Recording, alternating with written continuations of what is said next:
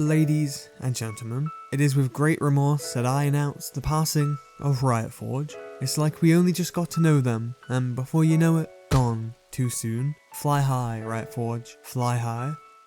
But not before we get one last present from them. Now I'm a couple days late on this, but Riot Forge just dropped their latest and sadly final game of their lifespan, Bandle Tale, which does make me look like a right tit considering I very recently just made a video on them. A wise man once said, "The future of Riot Forge is in good hands." What a fucking idiot that guy is, am I right? It does make me extremely sad that we're losing Riot Forge, but let's not dwell on the sad stuff. Let's talk about their final release, Bandle Tale. Is it any good? Does it hold up to the other games? Well, let's talk about it. So before anything else, what is Bandle Tale? Well, Bandle Tale is a 2D single-player, cozy type game based primarily on crafting, exploring, and chatting with the Yordles in Bandle City. It's a collaboration this time with Lazy Bear Games, who are the team behind Graveyard Keeper. I've heard Bandle Tale share similarities with this game, but I've never played it before personally, so I couldn't say for sure, but if you enjoyed that, then maybe Bandle Tale is for you. If you watched my other video on Riot Forge, you'll know each game takes place in its own region of Runeterra, with this taking place in the beautiful region of Bandle City. Now, unless I'm just unaware, this is one of, if not the first proper look we've ever had at Bandle City, so that brought a lot of excitement for me heading into this. And I've got to say, they absolutely smashed it out of the park with the visuals. I adore how this game looks. It's so vibrant and full of life, it's genuinely beautiful. I'm impressed at how both this and Mage Seeker both have 2D pixel graphics, but they look nothing alike. This is up there with Song of Nunu as maybe the game with my favourite visuals amongst the Riot Forge games. Also, this goes without saying for anything Riot Games related at this point, but wow, the soundtrack is great, I love it. You can't have a cozy game without a banger soundtrack, and this definitely delivers. It gives me such a sense of adventure whilst never losing that heartwarming feel. So needless to say, they got the vibes immaculate with Bandle Tale. But how about the game itself? Does it play well?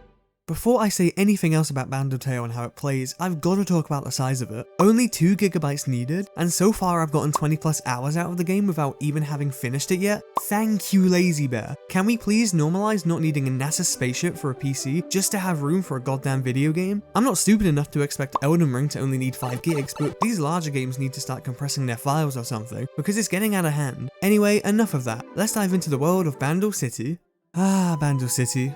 What a peaceful place. The wind is blowing, the water is flowing, and look, all my friends are here. Oh, what's this? A party with all my dear friends? What a lovely, relaxing, feel-good idea that is. Oh my god, someone just committed a war crime. Yeah, do not be fooled. Bandle City is not the place you think it is. This region is filled with a bunch of freaks. So the game starts off with you finding out you're finally being freed from your 100 plus years of slave labor, knitting apprenticeship. Great start. To celebrate your newfound life of freedom from years of unpaid work, a century of knowledge and learning, you get invited to a big party with all the Yordles you know and hate from League of Legends. And just when you think you finally have your freedom, boom, now you aren't just Yarnville's chore boy, you're the whole region's bitch. Yeah, trust me, if you thought you had it bad before, you'll soon be wishing you were locked back up in that room to knit for the rest of eternity. Upon the whole of Bandle City being ruptured, you land back on your island. From here on out, it's your job to reconnect all the islands. Oh, and also rescue your best friend after you dropped a tactical nuke on their ass. Some important information to remember here is that there are 5 islands, 1 center island, and 4 outer islands that are all connected to the middle. Each one exists for a different important Yordle, and yeah, you guessed it, those Yordles are the ones you can play as in League. How do you go about fixing each island? More parties, baby, because why not fight fire with fire? I'm telling you, these guys are actual fiends. In Bandle Center, you're asked to meet up with this miserable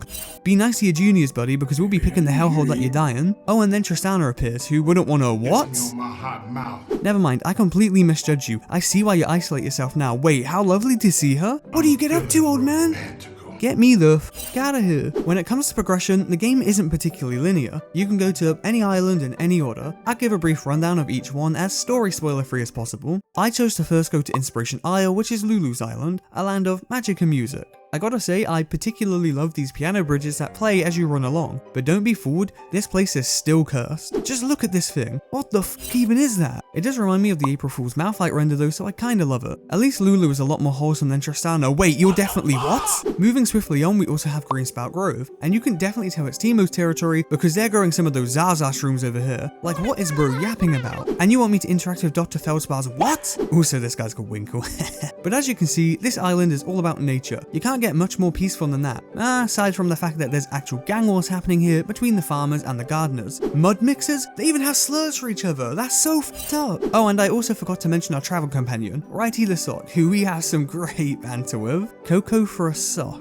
A sock cocoa. Got it, a cock. A lot of dick talk in this place. Our third and final island we haven't talked about yet is Gadgeton, which is Rumble Zone. Ooh, I think he likes you. Which if that means what I think it means, why does everyone love getting pegged around here? You can probably tell from the aesthetic that this is the industrial tech area, and honestly, it's a lot less hostile than Teemo's Island. Well, that's if you ignore the literal war crimes happening in Gadgeton. Yeah, I didn't like this area of land, so I just decided to bomb the whole place, you know, as you do. Wow, I really like what you've done with the place here. It's a lot more, spacious. The worst part is, this will go totally unpunished. It's the Wild West out here. All jokes aside, let's talk about the core part of Bandle Tale, the gameplay. As I said earlier, it's a cozy game, so you know what you're getting into here. Lots of crafting, and I mean lots. If you've played Stardew Valley before, it's somewhat vaguely similar in some aspects. You can farm, craft, base build, cook, chat with the locals, engage in some side activities on each island, fish, shop, mine, and travel to gather resources. Each time you do something like mining, gathering, cooking, or crafting, you'll earn skill points. For each repeated task you do in a row, you'll earn less, meaning you need to mix it up and do a variety of different activities. These points will be stored up in the top right, and once you've filled them all up, you've got to go to sleep to actually gain them, then making them spendable in the skill tree. I want to talk about the crafting system specifically because it's essentially the most important aspect of Bandle Tale. It's certainly a unique concept. At the start of the game, it's pretty standard. You build the right workbench and craft accordingly, but then you eventually unlock crafting with auras. The way this works is pretty simple. Certain items require the specific workbench to be on an aura tile in order to be crafted. So for example, to cook food, I need an oven to be on a heat aura tile, or if I want to craft this magical rubber loop, I need to specifically have a charge workbench on a motion aura tile. Sounds simple, and in theory it is, but I'm not going to lie,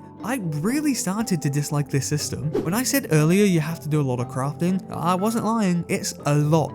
And especially when you get later in the game, so many different components are needed and there are so many different specific workbenches you need. But that's not all, because then each workbench eventually needs upgrading to craft these specific items you unlock later in the game, which all then need increasingly harder to craft components just to be upgraded before you can then craft these items on those workbenches. And this process takes forever sometimes. Let me give you an example of why this really started to annoy me. Remember that magical rubber loop I mentioned earlier? Yeah, that needs a charge workbench on a motion aura tile to create. Problem is, that literally only exists in this one very specific area of the entire map, all islands included. Now there are two ways of getting around this. I can craft the motion aura tile spawner, put it in my base, and it will spawn a motion aura tile on the floor. However, the problem with this is the sheer amount of machinery already needed that take up most of the space already, and it only covers one tile, so I need to constantly swap what machine is taking up that singular motion tile, which is just such an inconvenience when I have to keep swapping around my workbenches whenever I want to craft just anything. So option number 2, teleporting directly to the motion tile location on the map. The problem with this is that for genuinely unknown reasons to me, the teleporter at the exact location isn't usable at all. I don't know why, it just isn't. Why make the one teleporter you need to use most of the time the only non-usable teleporter? That means having to manually walk there every single time. It's not fun, and it gets very tedious very quickly, as does the aura system in general, because it's not just the motion tiles that only spawn in one location. Most of the elemental tiles do too. Again, this can be solved by having a generator that can spawn these tiles in your base, but that just means more swapping around, and for the love of God, just let me keep my workbenches in one space already. It makes crafting all these items so much longer than it needs to be, because I need to put the right workbench on top of the right tile in the right area, unless I make these tile spawners, which I don't have the room for most of the time. It's a concept that sounds much better than it feels to actually play. There's also a section of the game where I feel as though was a natural ending point for the story, but it decided to continue and double down on the time-consuming crafting. I won't say where for the sake of spoilers, but I really thought the story was reaching its climax, and then it just didn't. I'm all for a long game, I love getting my bang for my buck, but on the other side of that is a gaming pet peeve of mine, where I feel like a game is just being extended for the sake of adding artificial length, rather than there being anything else to actually add. Now I'm not saying Bandle Tale does this, because there is still a story being told, but I will admit that I don't feel like the gameplay justifies the game running as long as it has, mainly because, like I said, I'm starting to get increasingly frustrated with the aura tile crafting mechanics, and the longer the game continues, the harder this crafting gets. I don't want to be too negative on the game though, because at this point it probably seems like I hate it, and that's far from the truth. I do really enjoy Bandle Tale a lot. I adore its charm, and it's genuinely a fun, cozy game. The story's pretty solid, the characters are all engaging, unique, and enjoyable, and I did thoroughly enjoy the crafting system for a while at the start. For the most part, I actually think this is a fantastic game. The islands are visually stunning and really nail their respective aesthetics, and the music is incredibly charming. It's just sadly one of those games where the longer it goes on for, the less I enjoy the grind. Maybe my mind will change once I actually finish the game, but for now I do still legitimately think it's a great game. Just go into this expecting to be overwhelmed at times. So ultimately, what's my final verdict on Bandle Tale? Is it good? Is it bad? Am I indifferent to it? No. Like I said, it's overall a good game. If you like cozy games, definitely give it a try. Whilst I don't like it, the crafting system is definitely unique enough for me to recommend giving it a go. I can say I don't think it hits the heights of Song of Nunu, but that's a hard task and by no means makes Bandle Tale a bad game. Until the very end, Riot Forge truly did deliver great games, and I'm glad to say Bandle Tale did not disappoint. So let's throw one last party for Riot Forge and all you've given us in the short time we've known you. Thank you for your service. You'll be missed.